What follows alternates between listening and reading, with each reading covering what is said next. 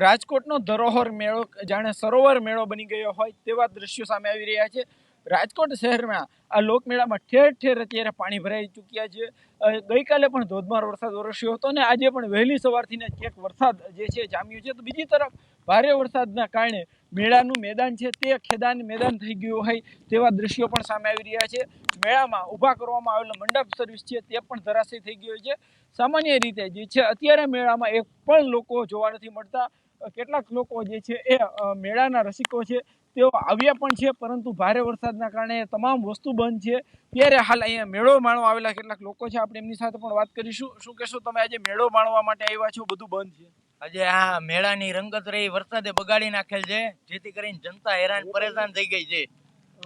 ચોક્કસથી અહીંયા વેપારી પણ છે, વેપારીઓની પણ ક્યાંક માંગ છે કે મેળાના દિવસો વધારવામાં આવે। શું કહેશો, મેળાનું ઉદ્ઘાટન થયું છે પણ હજુ ઉદ્ઘાટન નથી થયું? હજી એવું લાગતું નથી કે આમાં મેળા જવું છે એમ, બરોબર, વરસાદ થયા પછી।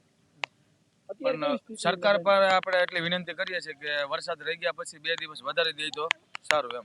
ચોક્કસથી આજે જે છે જન્માષ્ટમીનો પર્વ છે, આજે આઠમના દિવસે સૌથી વધુ પબ્લિક છે, સૌથી વધુ લોકો છે તે મેળાનો આનંદ માણતા હોય છે। પરંતુ આ વખતનો મેળો એવો છે કે એક પણ વ્યક્તિ નથી, તમામ જગ્યાએ જે છે એ પાણી ભરેલું છે। એટલું જ નહીં, મેળાના હાલ બેહાલ થઈ ગયા છે।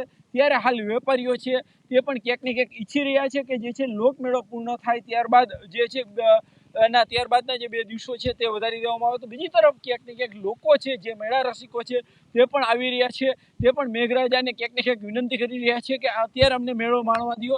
અત્યારે જે છે મેળા રસિકો છે તે મેદાનમાં આવીને ઘોર નિરાશ થઈ અને પોતાના ઘરે પરત ફરી રહ્યા છે। હાર્દિક જોશી, ન્યૂઝ 18 ગુજરાતી, રાજકોટ।